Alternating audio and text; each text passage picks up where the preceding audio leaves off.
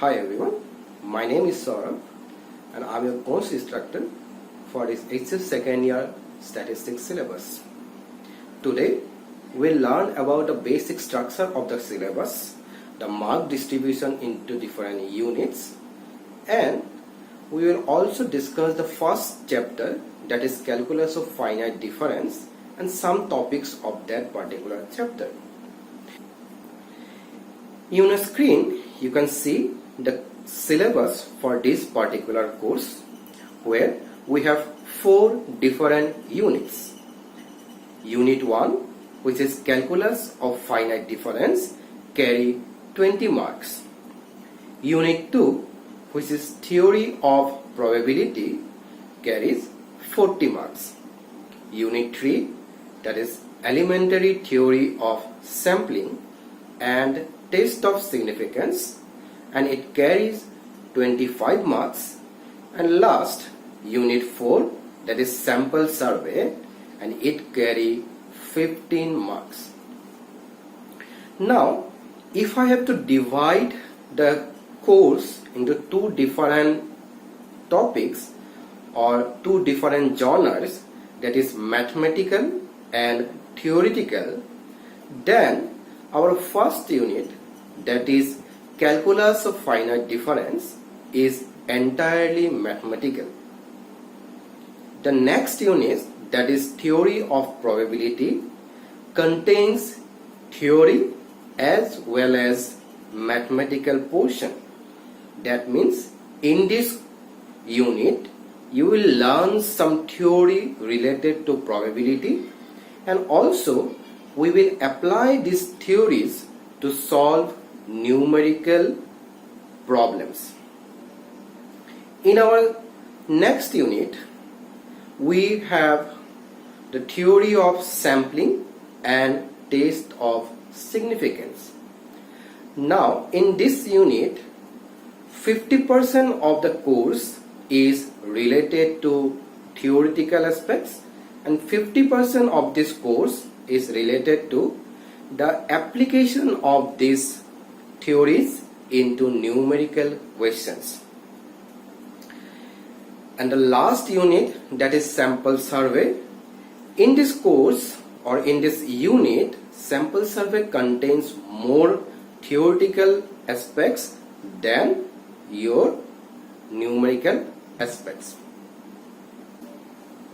Now throughout this entire course, I will try to explain the concepts using a mix of English as well as Assamese, because I suppose most of you will be more comfortable in Assamese than explaining the entire thing in English.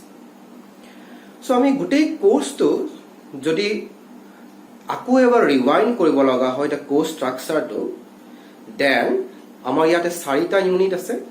Unit 1 is calculus of finite difference, unit 2 is probability, unit 3 is significance or sampling, and unit 4 is sample survey. So unit 1 ত আমাৰ entirely mathematical problems থাকিব, যিবিলাক আমি খুব সহজ mathematical problems কিছুমান থাকিব. It is similar to algebra. Algebra যেনেকৈ আমি mathematical কিছুমান property use কৰি আমি numerical solve কৰোঁ, ঠিক তেনেদৰে calculus of finite difference-তো আমি কিছুমান property use কৰি numerical proofs and numerical solution ওলাবলৈ try কৰিম. Next unit, that is probability. Basically আমি এটা concept ল'ম probability, and probability concept to লৈ সেই related যিবিলাক numericals আছে সেইবোৰ solve কৰিবলৈ try কৰিম. Next আহিলে তোমাৰ test of significance and sampling.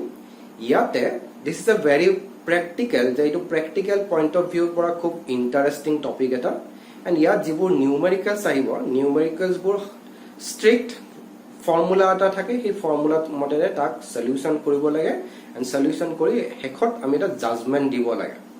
And these numericals related to unit 3, the unit 3 যিবিলাক numericals আহিব, সেই numericals বোৰ খুব সহজ and সেইবোৰ খুব scoring. The last unit is sample survey, and sample survey আমাৰ basically theoretical concepts কিছুমান আছে, and সেই theoretical concepts of পৰা তোমাক খুব কম but there are numerical problems also যে তাৰ পৰা numerical sums আহিব and also if you see the marks distribution wise unit 2 that means probability আটাইতকৈ বেছি marks আছে that is 40% of your course is covered by unit 2 and unit 2 ৰ আন্ডাৰত আমাৰ ইয়াত 5টা বেলেগ বেলেগ চেপ্টাৰ আছে so he আটাইবোৰ চেপ্টাৰ লগলগি আমি probability and all of them are related to probability so I will try to complete this entire course in a duration of say 2 to 3 months যে 2 মাহৰ পৰা 3 মাহৰ ভিতৰত মই গোটেই কোৰ্সটো কমপ্লিট কৰিবলৈ চেষ্টা কৰিম and আমি প্ৰথম স্টাৰ্ট কৰিম ক্যালকুলাস অফ ফাইনাইট ডিফাৰেন্সৰ পৰা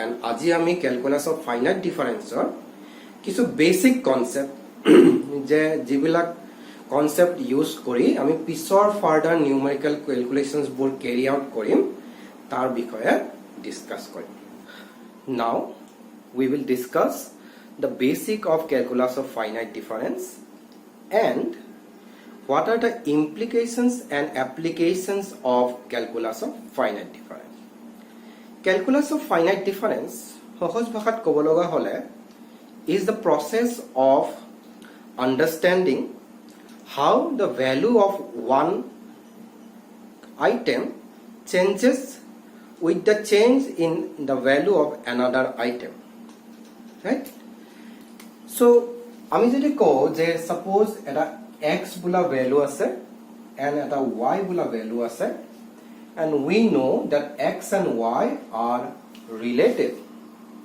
so then we can find out or we have a relationship between these two values x and y and we want to understand this relationship the yotar major je ei relationship ase je eta value change hole antu value change hoy he relationship to ami study koratue hol calculus of finite difference objective so today in this class ami calculus of finite difference or কিছুমান basic আইডিয়াৰ বিষয়ে বা কিছুমান প্ৰপাৰ্টিজৰ বিষয়ে study কৰিম বাট এই গোটেই প্ৰপাৰ্টিজখিনি discuss কৰাৰ আগতে আমি এটা প্ৰপাৰ্টি বা এটা আইডিয়া আমি আন্ডাৰস্ট্যান্ড হ'ব লাগিব এইটো হ'ল ফাংশনছৰ এন্ড আই গেছ ফাংশনছৰ বিষয়ে তোমালোকে অলৰেডি অলপ আইডিয়া আছে বাট ষ্টিল মই অলপ ৰিভাইজ কৰি দিছো যে what is a function so let us suppose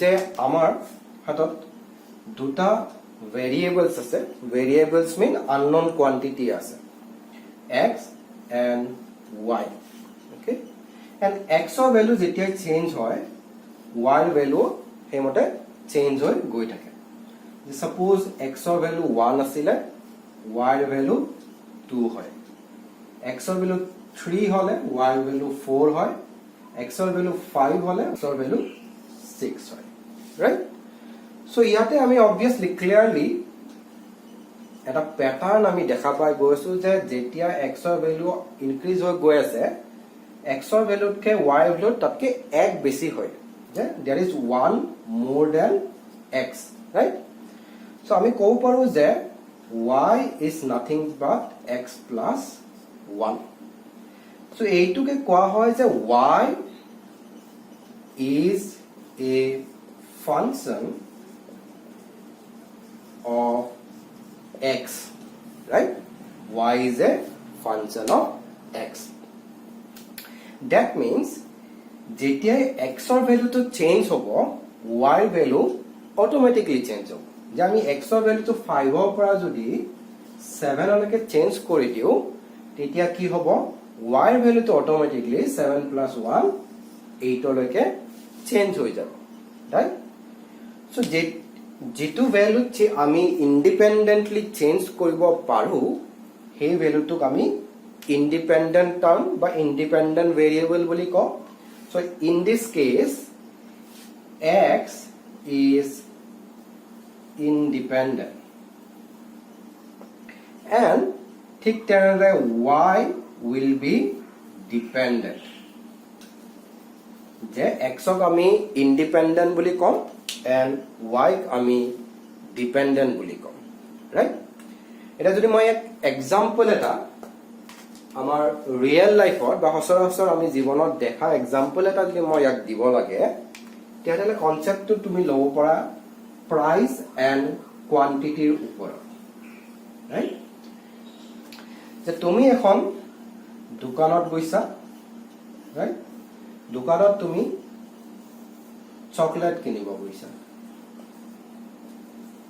right তো তুমি এখন দোকানত চকলেট কিনিব গৈছা and chocolate kinibo goi you have got say suppose 100 rupees okay so tumar hatot eta limited price ase so 100 rupees jetia ase and say per chocolate the price is 25 right so is a 25 price ase and tumar hatot to expend 100 rupees ase so yate the price is independent and price to oporot depend koribo how many items you can buy je tumi keita kinibo pariba will be decided by this price and the amount of money you have right ami amount of money to jodi fix dhori long tetia 25 rupees or that means I can buy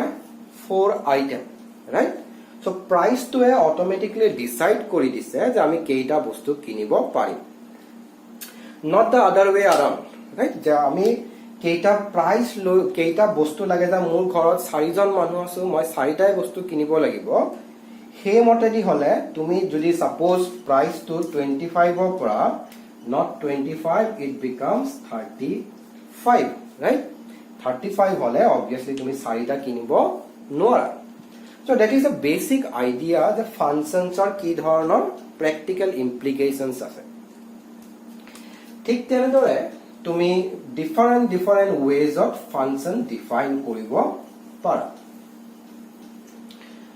so functions are property to a functions jetia ami when we are dealing with function jetia ami deal korim functions ot hoday eta independent variable thake and eta dependent variable thake right and dependent variable can also be written as fx je jodi y to x or function hoy tetia hole ami y fx hisabe likhibo paru right so yak ki hoy je ami hoday y fx or eta x or value thakibo y value thakibo and tahator majot eta relationship thakibo heituke function koa hoy so tumi likhiba pura je y equal to fx equal to say x square plus 2 so that means y is a function of x x or value to jetia change hobo y value to automatically change hoy goi thakibo so mathematics of normally mathematics of ki thake je function of form thake and tar upor ami bibhinno dhoroner or different types of ami tat analysis but our calculations koribo par but what if je ami kono dhoroner functions or definite form to na jano je tumi functions to kenukwa dhoroner form to na jana but rather tumak enukwa dhoroner information dia ase je x y this is fx right fx equal to y equal to and x or value dia ase suppose 1 2 3 right and y value yate 6 dia ase aru yate 10 dia ase and suppose somehow tumar x equal to 2 r karone y value ki hoy etu missing je ami na janu x equal to 2 r karone y value ki hoy functions to value ki hoy so a unknown value to of y for a known value of x the x or value to jano the x 2 hoy but y value hetu karone ki hoy ami na jano normal mathematics ot ki thake je tumi function to form jana the y equal to say suppose x square plus 3x plus 10 ami particular function to form to jano and ami x or value bur tat bohai goi thakile 1 2 3 tat bohai goi thakile corresponding y value kiba eta pai goi thakile But yet in calculus of finite difference আমাক functions to definite form এটা দিয়া নাথাকে আমাক এনেকে value দিয়া থাকে যে সোৱা x ৰ ভ্যালু আছে 3টা y ৰ ভ্যালু 3টা থাকিব লাগিছিল তাৰ কৰেসপন্ডিং আমি দুটা পাইছো থাৰ্ড টো এতিয়া মিসিং আছে and by the help of different properties of calculus of finite difference আমি এই particular unknown value to উলাব লাগে that is the concept of your calculus of finite difference so yat kisuman terms use kora jay hey terms kini ba je general structure heitu bikhoy olop discuss korim etia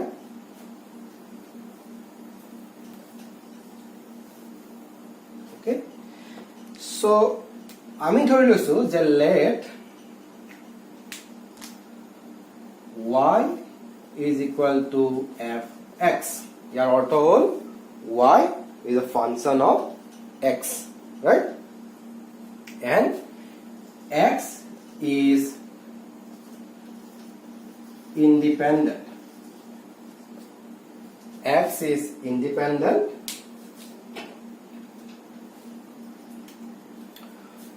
y is dependent right x independent y dependent that's the concept এতিয়া আমি x ৰ ভ্যালুবোৰ suppose যে x ৰ ভ্যালুবোৰ এনেকুৱা ধৰণৰ x0 x1 x2 up to suppose xn লৈকে আছে বা তাতকে বেছিও যাব পাৰে and corresponding to the x0 x1 x2 xn the other values are f of x0 f of x1 f of x2 or f of xn so eketa hol these are values of the independent variable bor value ki hoy je x0 x1 x2 up to xn loke hoy and dependent variable function to value bor hol fx0 fx1 fx2 up to fxn right it is a difference ase je ei value bor je change hoy goi ase x0 পৰা x1 লৈকে x1 পৰা x2 লৈকে বা এনেকে gradually যেটো change হৈ আছে it changes to দুই ধৰণৰ হ'ব পাৰে either they are equal or unequal right changes বোৰ from different x to x x0 পৰা x1 লৈকে ঠিক তেনেদৰে x1 পৰা x2 লৈকে এই গোটেই changes বোৰ either সমান increase হ'ব পাৰে or unequal increase হ'ব পাৰে okay আমি further time simplicity কাৰণে ভাবি লৈছো যে এই increase বোৰ সমান কে হৈ আছে right so and আমি assume কৰি লৈছো যে এই increase বিনৰ value খিনি h the small h কে গোটেই value বোৰ of x increase হৈ গৈ আছে so to concise the গোটেই খিনি একেলগে লিখিব লগা হলে আমি কি লিখিছো যে আমি ধৰি লৈছো যে there is a function y equal to f x right and x or value বোৰ কি আছে x0 x1 x2 and gradually হৈ আছে and তাৰ corresponding value বোৰ কি হ'ল fx0 fx1 fx2 and গৈ থাকিব right and the distance between but difference between these two is small h it has x0 and x1 or major difference is h right that means x1 minus x0 is h then আমি কি লিখিব পাৰো যে x1 is x0 plus h right similarly তুমি যদি x2 minus x1 is h হয় তেতিয়াহলে আমি কি লিখিব পাৰো যে x2 is x1 plus h right so in general আমি এই যদি এক্সপ্রেশন খিনি লিখিব লাগে in general যদি লিখিব লাগে then we can write down xn is xn minus 1 plus h right this is the relationship বা differential formula to the xn will be xn minus 1 plus h. That means in simple word, tar agor term to logot jodi ami h jog kori diu tete ale ami tar next term to pam, right? So that is basic terms jebilak use hobo in this entire course or foundation of finite difference. Etia finite difference বুলি কোৱাৰ লগে লগে আমাৰ দুটা term বা operator, নৰমালি তাহাতক operator বুলি কোৱা হয়, যে দুটা অপাৰেটৰ খুব সঘনাই ইউজ হয়। আৰ সহজ ভাষাত ক'ব পাৰিলে গোটেই ক্যালকুলেশন অফ ফাইনাইট ডিফাৰেন্স এই অপাৰেটৰ দুটাৰ ওপৰতে dependent. The operators are delta and E. Listen, delta operator and E operator. Right? Delta কোৱা হয় difference operator. Difference operator. আৰু E কোৱা হয় shift operator. ঠিক আছে? So delta is known as difference operator and E is known as shift operator. And দুইটাৰে concept বেলেগ হয় and দুইটাৰ মাজত এটা relationship আছে যেটো আমি toward the end of this class আমি discuss কৰিম. So first of all, let's start with your delta operator বা difference operator. Okay, so difference operator of fx, the fx or যদি মই delta ওলাব লগা হয়, that is equal to f of x plus h minus f of x. This is the formula for delta operator. Delta fx is equal to f of x plus h minus f of x. ঠিক আছে? So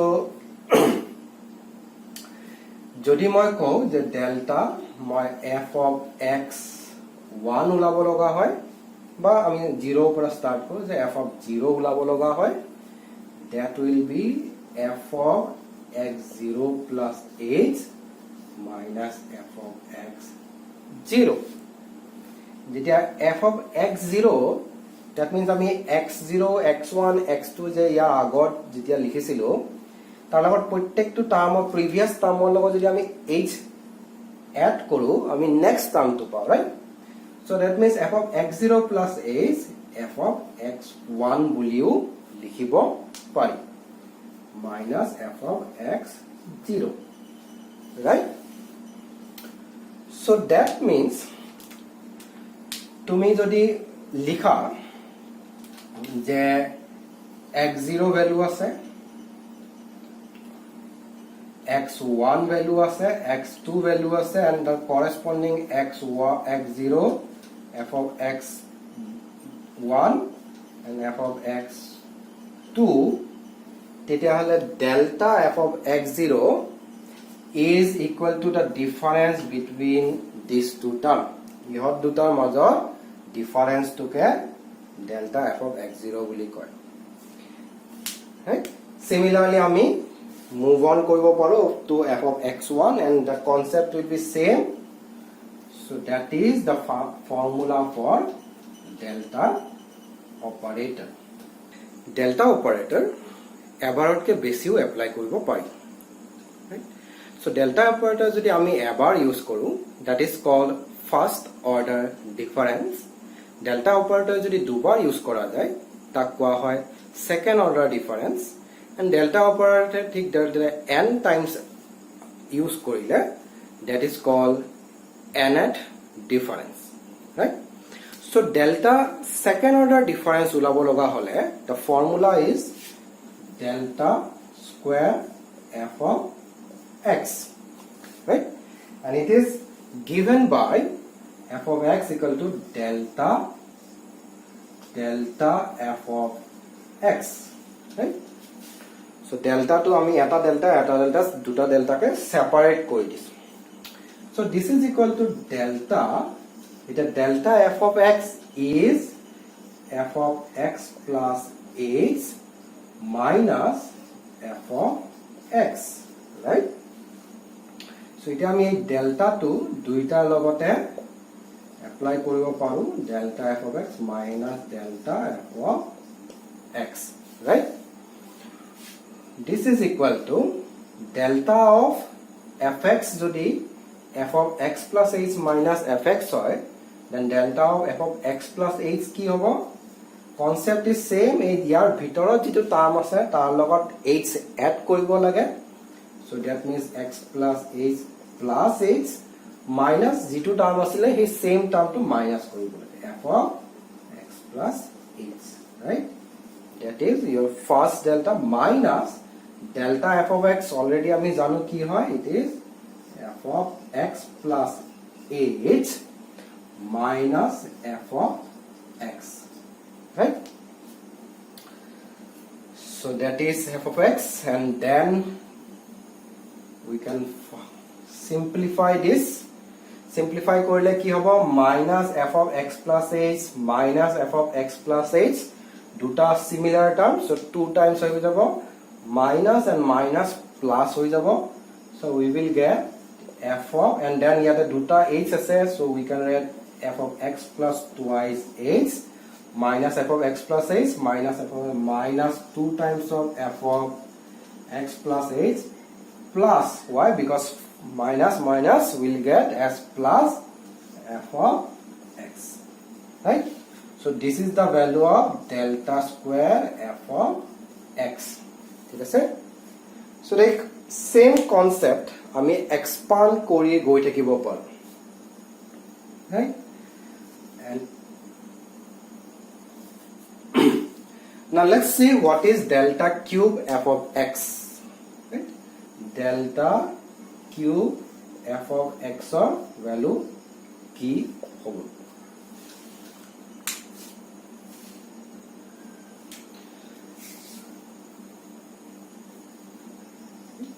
Delta cube f of x, delta cube f of x আমি কি লিখিব পাৰো যে this is equal to your delta into delta square f of x, right? Delta into delta square f of x.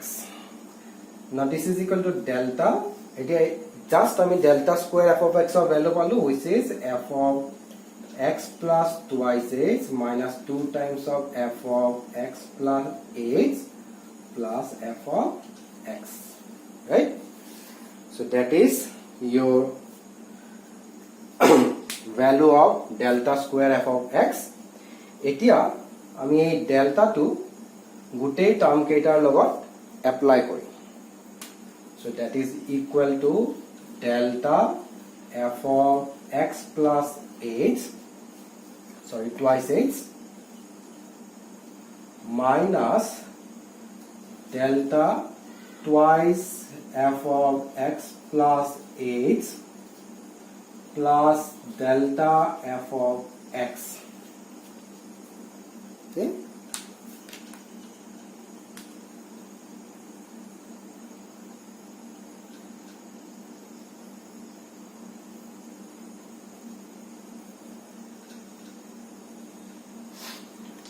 Now this is equal to delta f of x plus twice h will give you f of x plus 3h minus f of x plus twice h. Why? Because a term to logot h add koribo lage minus the same term, minus etu ki hobo 2 times of f of x plus twice h minus 2 times of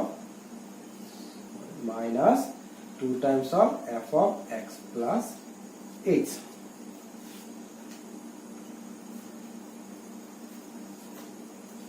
plus delta f of x is f of x plus h minus f of x, right? So etia ami gutekini simplify jodi koru, f of x plus twice h yat ase, f of x plus twice h yat ase, duita agote minus ase, so that will be added. F of x plus h yat eta ase, f of x plus h yat eta ase, but this is the and minus minus plus hobo, etu to plus ase, so that will also be added. And lastly this is f of fx, so it is going to be f of x plus 3h minus 3 times of f of x plus twice h plus 3 times of f of x plus h minus f of x, right? So this is the value of delta cube f of x. So this is the ultimate value of delta cube f of x. So value f of x plus 3h minus 3 times of f of x plus twice h plus 3 times of f of x plus h minus f of x.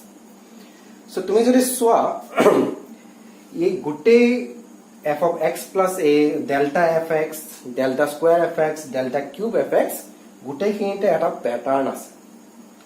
কি ধৰণৰ pattern, যে delta যেটা single আছিল আমি দুটা term পাইছিলো তাৰ formula.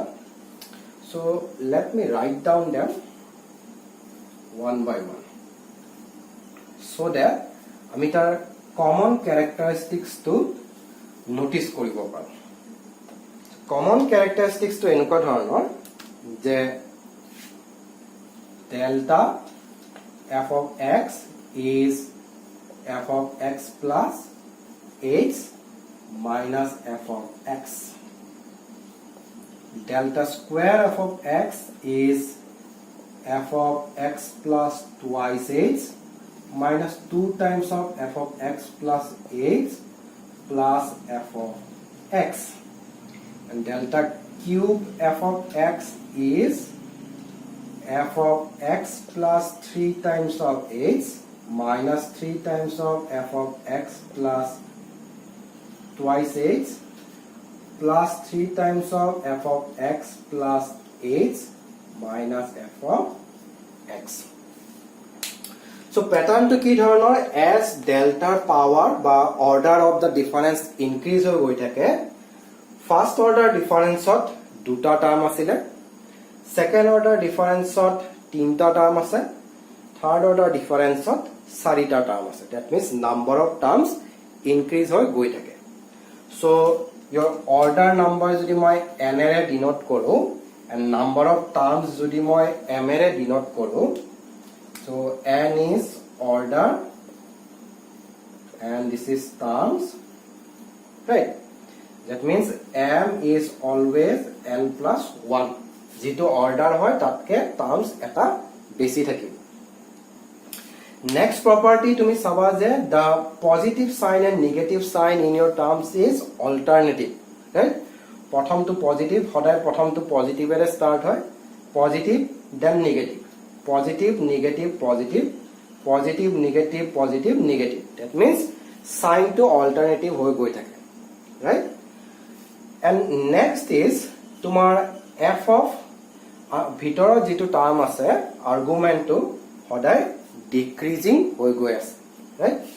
X plus h minus komi goise, twice h 0, 3h 2h 1 time of h 0 term of h, right? So h or multiplication to h or agot jitu multiplication ase, so ami jetia left or right leke jam he gradually decrease hoi goi thakib, right? So these three are common properties of your delta operator. And a common property kini loi ami nth order difference or karneo formula derive koribo paru, right? And hetu ami pisor class discuss korim the nth order difference and তাৰ কাৰণে আমাৰ special formula আছে that we will use. The next operator is your shift operator বা E operator. E operator বা shift operator. Okay. So the E operator is E of f of x is nothing but f of x plus h. একদম simple যে ই যদি কোনোবা টাৰ্মৰ আগত আমি পেলাই দিও তেতিয়া হলে তাৰ নেক্সট টাৰ্মটো হ'ব right that means your f of so e of f of x1 is f of x1 plus h. Okay, e of f of x2 will be f of x2 plus h. ঠিক আছে so ই বা shift operator কি কৰে যে যেটো term আছিল টাৰ্মটো next পজিশনলৈকে shift কৰাই দিয়ে সো ই ফাৰ্স্ট পজিশনত আছিল তাৰ যদি আগত যদি মই ই পেলাই দিও ইন সেকেন্ড পজিশনলৈকে গুচি যাব because x plus h is nothing but f of x2 এটো বেলেগ একো নহয় f of x3 right so f of x1 ৰ আগত ই বহাই দিলে f of x2 হ'ব f of x2 ৰ আগত ই বহাই দিলে f of x3 হ'ব. That's a very simple logic, right? And e ক্ষেত্ৰত আমি ইয়াটো more than once আমি apply কৰিব পাৰো, right? So যদি আমি e square calculate কৰিব লগা হয় যে e square of x that is e of e f of x, right? And e of f of x is f of x plus h, right? Which is nothing but এটা e ৰ আগত কলে আমি already কৈছো যে e ৰ আগত যদি কিবা টাৰ্মটোৰ আগত যদি e বহাই দিও তাৰ নেক্সট টাৰ্মটো হ'ব that means f of x plus h plus h হৈ যাব যে এটা h এড হৈ যায় so that is nothing but f of x plus twice h, right? So আমি যদি জেনাৰেলি এটা ফৰ্মুলা হিচাপে লিখিবলৈ গলে তেতিয়া হলে কি কবা যে e to the power n f of x is f of x plus n times of h যে ইয়াত যেটো পাৱাৰ আছে সেই পাৱাৰটো h ৰ আগত মাল্টিপ্লাই হ'ব 1 বহালে 1 থাকে 2 বহালে 2 আহিছে 3 বহালে 3 হ'ব so that means we can write e cube f of x is f of x plus 3 times of h, right? So that is shift operator. The shift operator property to a2 যে তাক যিমানে বঢ়াই গৈ থাকিবা h ৰ multiplication টো হিমানে বাঢ়ি গৈ থাকিব, right? That is shift operator. And এতিয়া এই যে ডিফাৰেন্স অপাৰেটৰ ডেল্টা আৰু শিফট অপাৰেটৰ ই ইহতৰ মাজত এটা ৰিলেশনশিপ আছে, right? তো ৰিলেশনশিপটো কি ধৰণৰ যে we can establish a relationship between delta and e and the relationship is written as delta is equal to e minus 1 এইটো হল তোমাৰ delta operator and e operator মাজত relationship and now I will try to prove this relationship. Okay, so delta f of x is equal to f of x plus h minus f of x, right? And e of f of x is f of x plus h, right? এটা যদি মই minus কৰি দিও দুইটা I will get delta minus e common লৈ ললো f of x, right? f of x দুইটাতে আছে so মই delta minus e হ'ব and ইয়াত এইটো টাৰ্ম cancel out হৈ যাব এইটোৰ পৰা minus so this is minus f of x, right?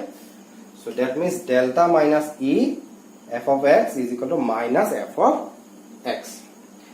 The next line of we can simply cancel out this f of x and f of x.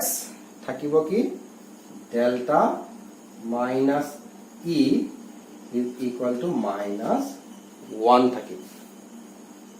এটা তুমি যদি চেঞ্জেস আনা by e to যদি হেতু সাইডে লৈ যাও, that will give you delta is equal to e minus 1.